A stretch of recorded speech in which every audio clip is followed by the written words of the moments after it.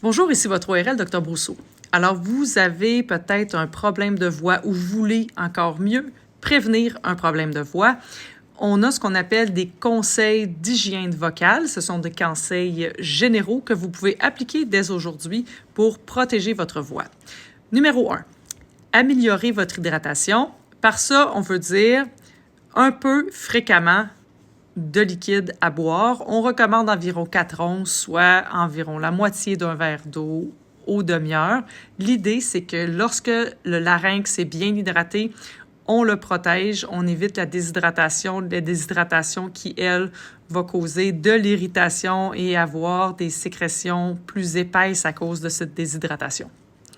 Deuxième chose, éviter l'alcool et la caféine. Pourquoi? Parce qu'ils causent de la déshydratation et ils augmentent les productions de mucus qui va avoir tendance à s'épaissir rapidement et en plus, ça augmente les reflux laryngopharyngés.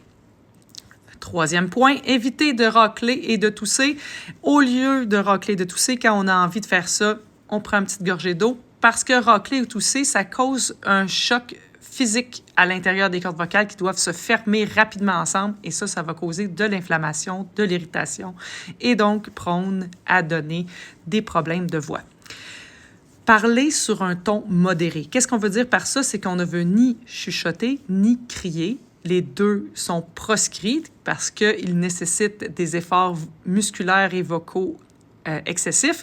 Donc, parler modéré, ça veut dire comme si j'étais avec une personne 1 à 1 dans un environnement silencieux où ce que j'ai pas besoin de projeter ma voix, mais bien parler à la personne devant moi. Évidemment, éviter de fumer et de vapoter parce que ce sont des irritants.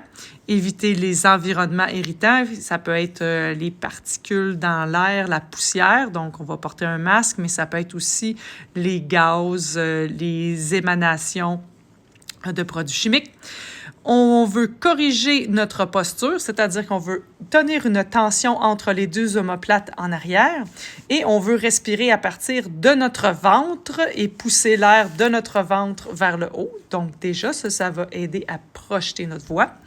On veut choisir quand et combien de temps qu'on va chanter. Donc, on veut éviter les changements de température, on veut éviter les endroits très secs ou très humides.